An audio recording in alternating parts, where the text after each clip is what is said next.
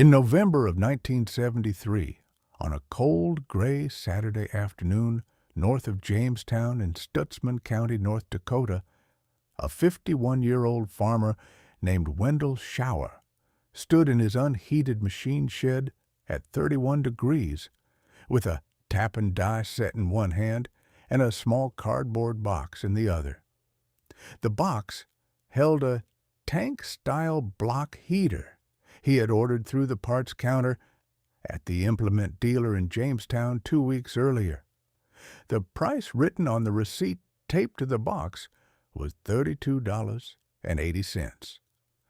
The tractor in front of him was a 1962 vintage utility diesel he had bought used in 1968 for $3,600 from a dispersal sale in Cass County. His son Verl was 18 and stood beside him in canvas chore coveralls and a dark seed cap pulled low over his ears. Verl had come out to the shed to learn how to install a block heater. Wendell had told him the night before at supper that they would do it together so that Verl would know how to do it the next time and the time after that, and on whatever tractor Verl himself ended up running. Wendell had laid the heater out on the workbench and had explained what it was. It was a copper-coil immersion heater that screwed into a freeze plug hole on the side of the engine block. You drained 2 gallons of coolant. You knocked the freeze plug out with a brass drift. You tapped the hole to match the heater's threads, applied a thin film of high-temperature pipe sealant, threaded the heater in, torqued it to 30 foot-pounds, refilled the coolant, ran a 6-foot cord from the heater out to a weatherhead mounted on the side of the shop wall, wired it to a 110-volt outlet on its own circuit, and you were done. The heater drew about 800 watts. Plug it in for 3 hours before you wanted to start the tractor on a cold morning, and the coolant would be at 60 degrees, the oil at 40, and the engine would crank on the first turn at 20 below. That afternoon, Wendell and Verl tapped the freeze plug hole, threaded the heater in, ran the cord out to the wall, and wired the outlet. Wendell tested it with a multimeter. He tested the temperature of the coolant after 1 hour. He tested it again after 3 hours. The numbers came in where they were supposed to. He wrote the install date and the part number on a piece of masking tape and stuck it to the inside of the shed door. November 17th, 1973. Heater, part number 8843-A. Total cost with cord and outlet and pipe sealant and the GFCI breaker for the new circuit, $41.20. That heater plugged that tractor every cold morning from November 1973 through February of 1996. 23 winters. Wendell calculated once, in the early 1990s, what it had cost him over the years. The heater itself never failed and never needed to be replaced. The cord he replaced once in 1984 for $9 when the rubber jacket cracked. The electricity to run it 3 hours a morning across about 120 cold mornings a winter came to roughly $14 a season at North Dakota rural co-op rates. 23 winters of $14 came to $322. Total cost of the cold start system on that 1962 tractor across its 23-year service life on Wendell Schauer's farm was $373, including the original install. The tractor started on the second crank at 28 below in February of 1983, and on the first crank every other cold morning of those 23 winters. 8 years later, in November of 1981, 3 miles east across the section line, a man named Marlin walked onto the lot at Tillman Implement in Jamestown and looked at a brand-new utility diesel tractor parked on the showroom apron. Marlin was 39 years old. He farmed 480 acres and ran 110 head of cow-calf cattle on the home place his father had homesteaded in 1934. He had been running an old tractor that had given him cold start trouble 3 winters running, and he had finally decided to do something about it. The tractor on the apron was a 95 horsepower model with a factory-installed cold weather package, block heater, intake grid heater, oil pan heater, glow plugs, an electronic engine controller that monitored coolant temperature and ran a sequenced preheat cycle when you turned the key. The salesman was a man named Wally Tillman, the owner's nephew, 28 years old and 3 years into his sales job. Wally walked Marlin around the tractor for 40 minutes. He pointed at the orange harness running along the engine block. He explained that the cold weather package was a $5,000 option included in the model price. He explained the 3-year manufacturer warranty on the entire system. He explained the service contract that came with the financing. He had a sentence he had been using since October. He had said, "Marlin, you plug this tractor in at night, and at 20 below the next morning, it cranks before you finish saying your name." He had said, "This is not a 1965 tractor with a tank heater your father wired in." He had said, "This is a system. The factory tested it. The dealership stands behind it." He had said, "At $3 diesel and at the chore time you save not warming a tractor for 20 minutes every morning, the cold weather package pays for itself in 2 winters." Marlin signed the contract that afternoon. The total price on the tractor was $13,800. Plains Federal carried the paper at 15.25% over 6 years. His annual payment was $3,340, due every November. He drove the tractor home that evening. He had it backed into a shed by dark. He plugged the cold weather package cord into a brand-new outdoor outlet a contractor had installed on the side of his shed the week before in anticipation of the new tractor.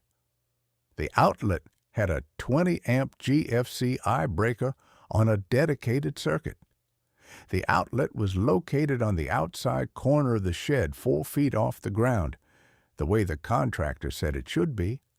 He drove past Wendell's place a few weeks later in early December and pulled into the drive. Wendell was in his shed splitting kindling on a cold afternoon. Marlin came in the open shed door with one boot up on the threshold and a smile on his face. He said, "Wendell, I just bought a tractor that does not need a tank heater." He said, "I plug it in and it starts at 20 below in 3 minutes.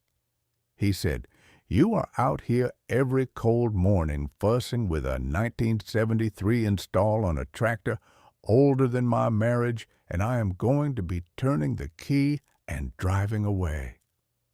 He had said it not unkindly, the way a younger man tells an older man about a thing the older man did not know. Wendell had set the splitting maul down. He had pushed his cap back. He had said, "That is a fine machine, Marlin." He had said, "I hope it does what Wally said it would." He had said one more thing, and Marlin had not heard it, because he had already turned to walk back to his pickup.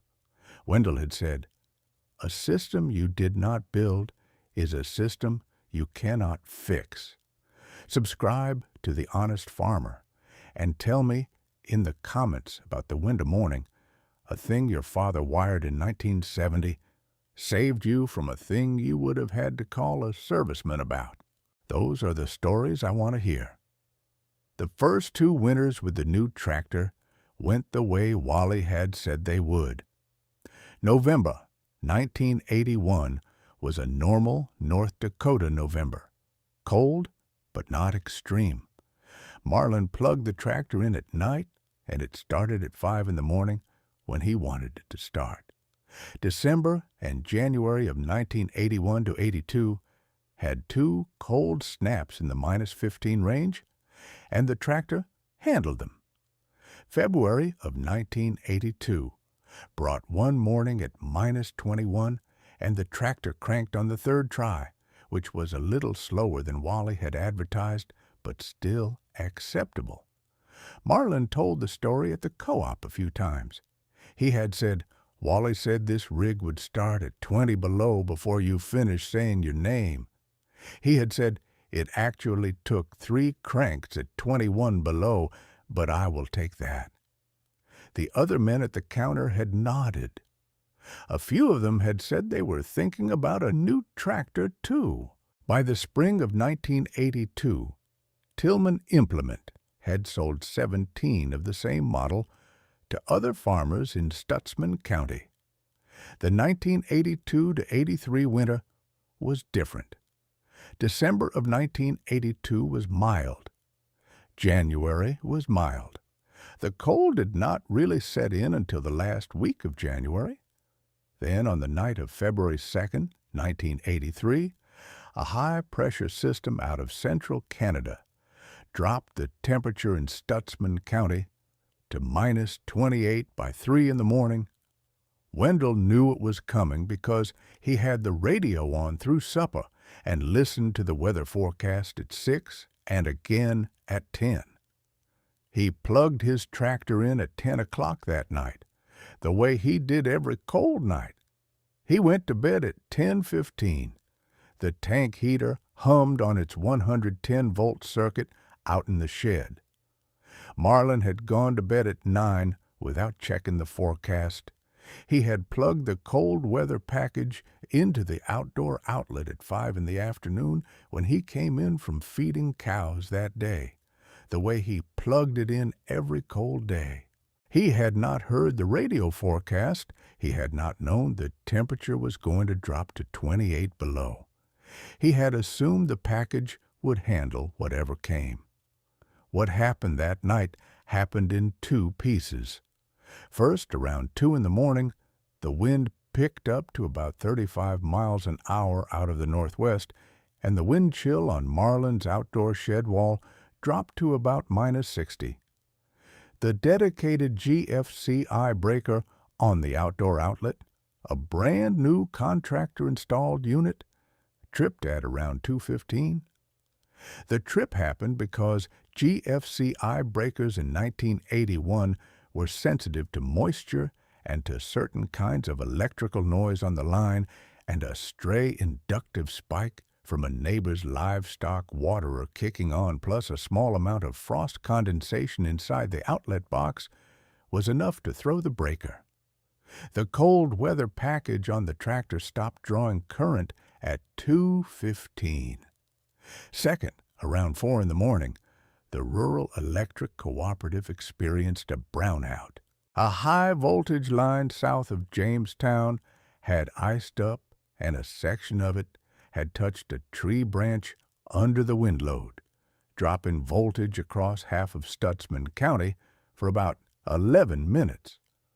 When the voltage came back, every house and shed and farmyard on the line saw their breakers and electronics go through a small surge. Marlin's GFCI breaker, which was already in the trip position, did not reset. It would have needed to be manually reset by walking out to the shed and pressing the button on the side of the breaker box. Marlin woke up at 5 to feed cows. He pulled on his canvas chore bibs and his insulated boots and his lined chore coat. The thermometer on the kitchen window read -28. He whistled. He stepped out to the shed. He flipped the shed light on. He climbed into the tractor cab. He turned the key. The starter clicked once. Nothing else happened. He turned the key again. Same click. He climbed down out of the cab, walked around to the front of the tractor, and put his hand on the engine block. The block was the temperature of the air. It was -28 cold.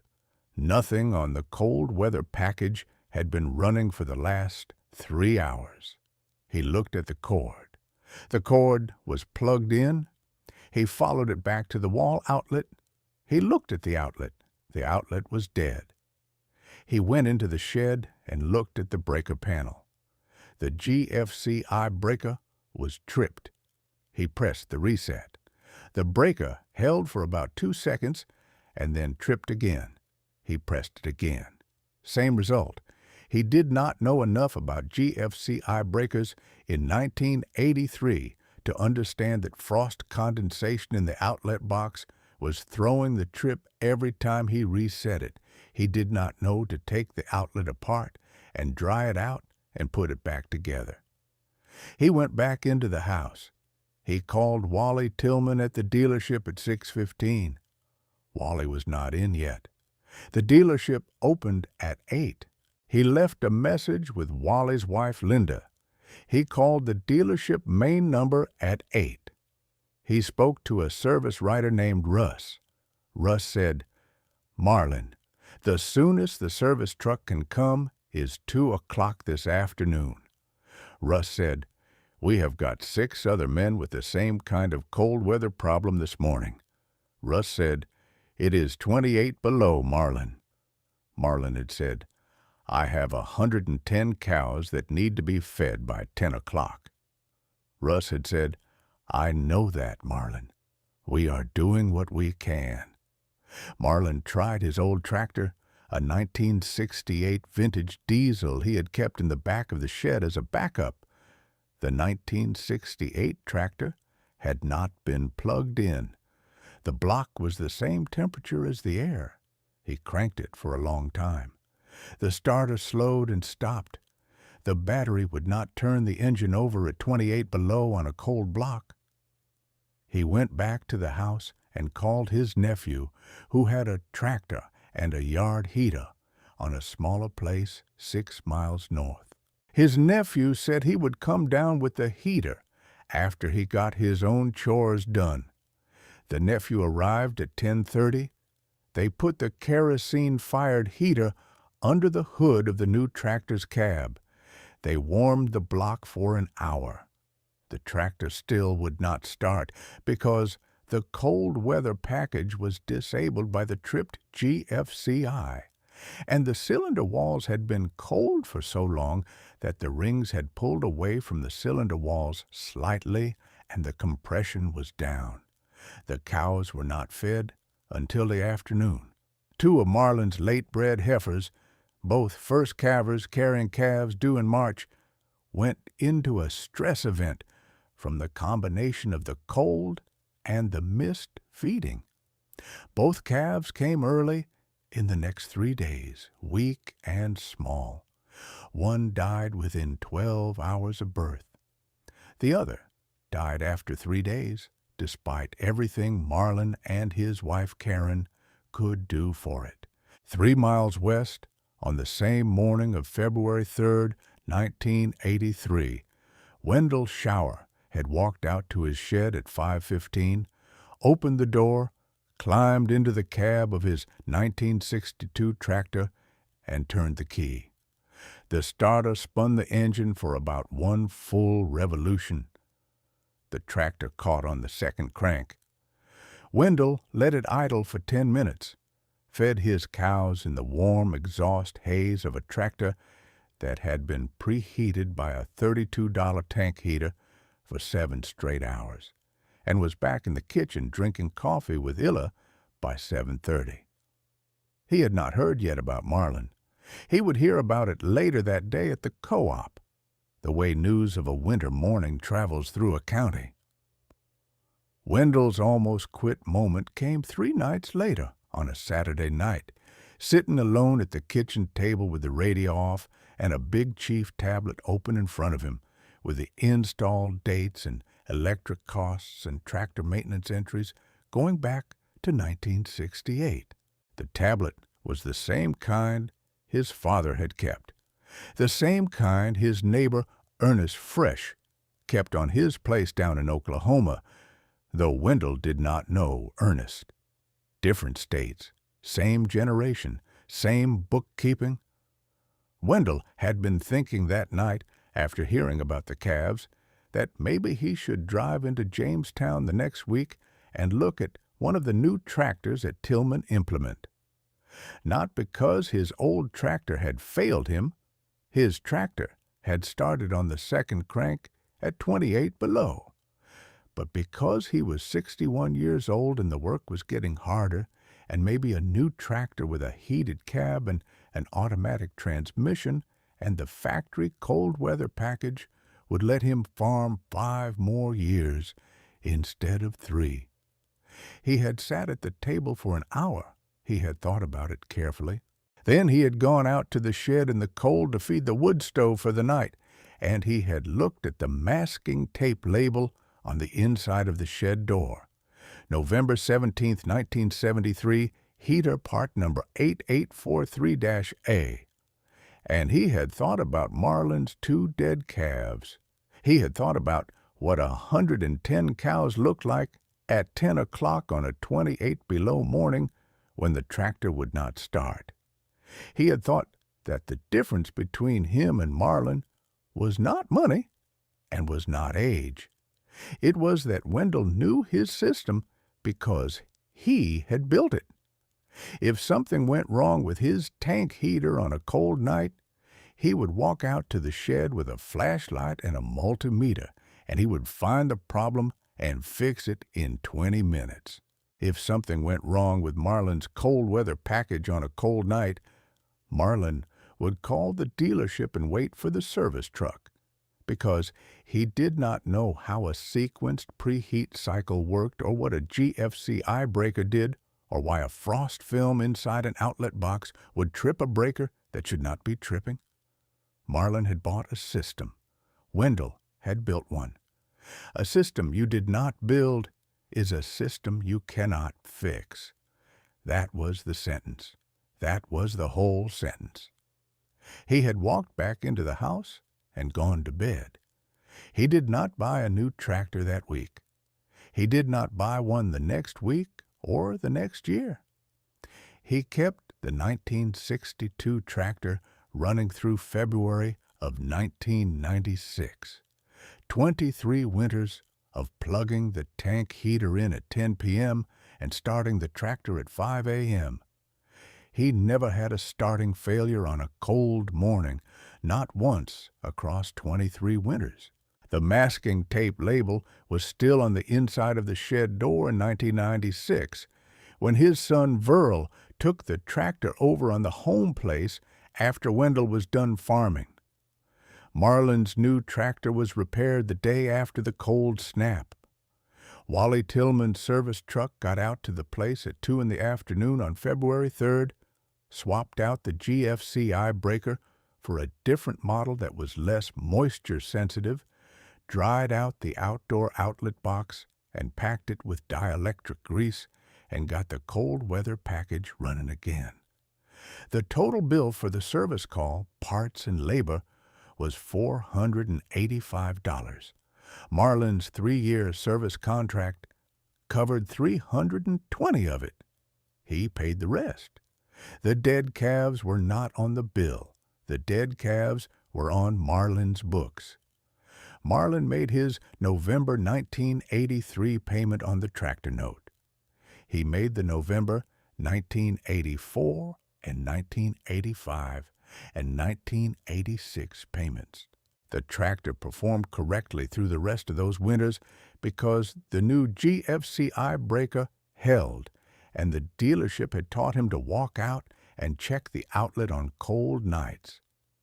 He learned the system over the years, the way a man learns any system he has paid for. By 1987, he could troubleshoot the cold weather package about as well as Wendell could troubleshoot the tank heater. But by 1987, he had also paid the note in full, plus interest, plus the additional service contract renewals. About $19,400 in total payments on a tractor whose entire problem in February of 1983 had been a $35 GFCI breaker and a small amount of frost condensation in an outdoor outlet box. In the spring of 1987, Marlin came over to Wendell's place to borrow a hay rake. He stood in the yard with Wendell beside the rake. Wendell was 65 then and slowing down. The first sun of an April afternoon was warm on the gravel of the yard for the first time since November.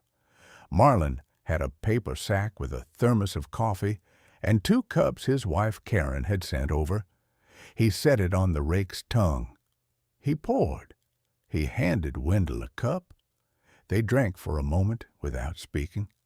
Then Marlin said, "Wendell, I want to tell you something."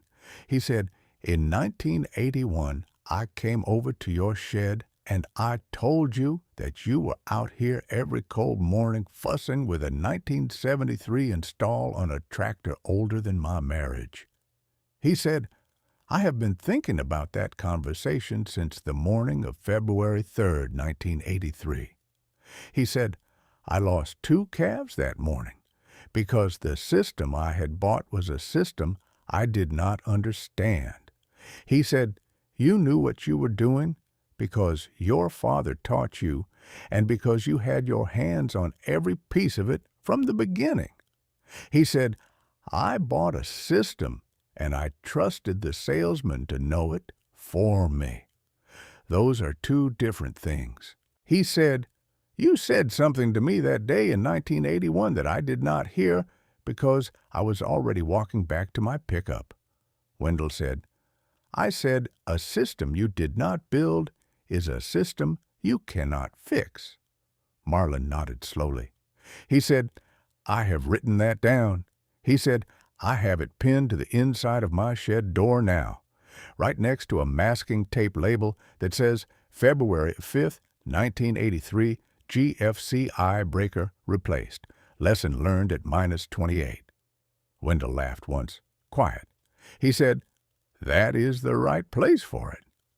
The tank heater on Wendell's 1962 tractor is still in the engine block in 1996. The tractor is now sitting in Verl's shed 5 miles west of where it sat for 34 years. Verl plugs it in on cold nights and starts it on cold mornings the way his father did. The masking tape label is still on the shed door. November 17th, 1973. Heater, part number 8, 843-A. The total cost of the cold start system on that tractor across 23 years of running, plus its current life with Verl, is well under $500, including parts and electric. The tractor has 11,400 hours on the meter. It is going to last another 10 years. Marlin Wenzel sold the 1981 tractor in 1992, 11 years after he bought it, for $4,100 to a hobby farmer in Barnes County. Total cost across the 11 years he owned it, including the original price and interest and service contracts and electric bills for the cold weather package and the cost of the dead calves in February 1983, plus the various service calls across the years, came to approximately $26,000. He bought another tractor in 1992, a smaller one, used, 12 years old, no factory cold weather package. He installed a tank-style block heater on it himself in November of 1992. He drained the coolant. He knocked out the freeze plug. He tapped the hole. He threaded the heater in. He torqued it to 30 foot-pounds. He wired the cord to a 110-volt outlet in his shed on a regular non-GFCI dedicated breaker. He put a piece of masking tape on the inside of the shed door.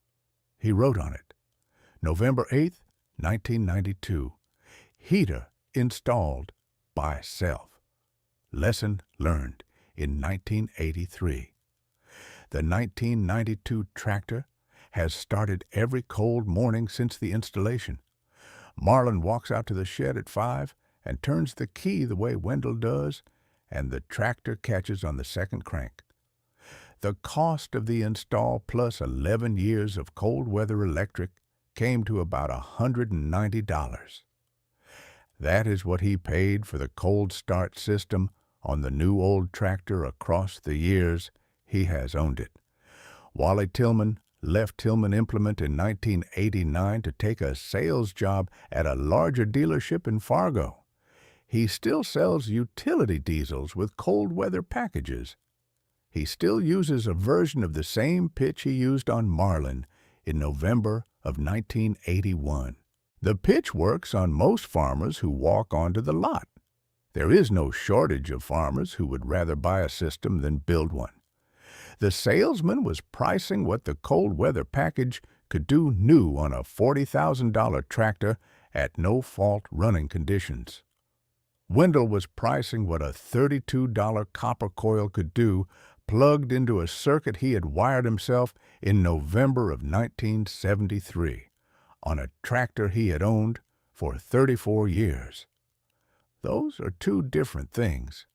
The system you build is the system you can fix at 20 below.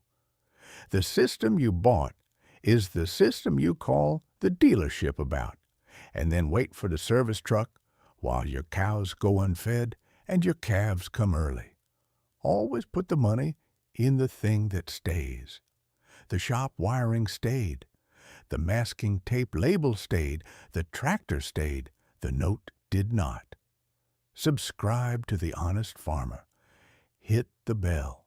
The next story is about a man in Iowa who built a grain bin in 1973 with $1,800 in sheet steel and bolts, and his neighbor who put up the same size bin in 1980 for $19,000 on a note, and what happened to both bins in the 1993 flood.